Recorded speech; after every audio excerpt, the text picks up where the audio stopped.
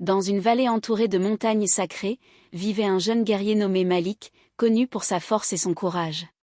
Son village, autrefois prospère, souffrait d'une sécheresse prolongée. Les champs étaient stériles, les rivières à sec, et le désespoir envahissait les cœurs. Les anciens racontaient qu'au sommet des montagnes, un arbre de vie possédait le pouvoir de ramener la fertilité à la terre. Mais personne n'osait s'y aventurer, car la légende disait que l'arbre était gardé par un esprit redoutable. Un jour, lors d'un conseil du village, Malik se leva et dit : « Je gravirai la montagne et trouverai l'arbre de vie. Si cet esprit doit être affronté, je le ferai pour notre peuple. » Avec une lance héritée de son père et un talisman offert par sa mère, Malik partit à l'aube. Le chemin était semé d'embûches, des falaises abruptes, des vents glacials, et des créatures sauvages. Chaque nuit, il rêvait de l'arbre, un immense végétal aux feuilles lumineuses, mais aussi de l'ombre menaçante qui le gardait. Arrivé au sommet après plusieurs jours, il trouva l'arbre de vie, aussi magnifique que dans les récits. Ses feuilles brillaient comme des émeraudes, et ses racines s'enfonçaient dans une source cristalline.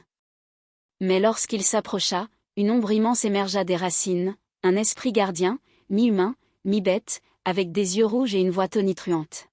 « Pourquoi oses-tu troubler ce lieu sacré » demanda l'esprit. Malik, bien que terrifié, répondit avec sincérité. « Je ne suis pas venu pour moi, mais pour sauver mon peuple. Notre terre souffre, et vous êtes notre dernier espoir. » L'esprit sourit sombrement. « Seuls ceux au cœur pur peuvent toucher l'arbre de vie. Prouve ta valeur en répondant à mes 3 énigmes. » Malik, bien qu'épuisé, accepta. Les énigmes testèrent son courage, son intelligence, et sa compassion. Avec chaque réponse correcte, l'ombre du gardien semblait s'alléger. Après avoir répondu à la dernière énigme, l'esprit s'effaça, laissant Malik approcher l'arbre. Il cueillit une feuille et la plongea dans la source. L'eau brilla, et Malik remplit une gourde pour ramener l'essence de vie à son village. De retour, il versa l'eau sur les champs asséchés. En quelques jours, les récoltes fleurirent, les rivières se remplirent, et la vie revint. Malik devint un héros, mais il rappela à tous que l'arbre de vie n'était pas qu'un don, mais un rappel de la responsabilité de préserver la nature.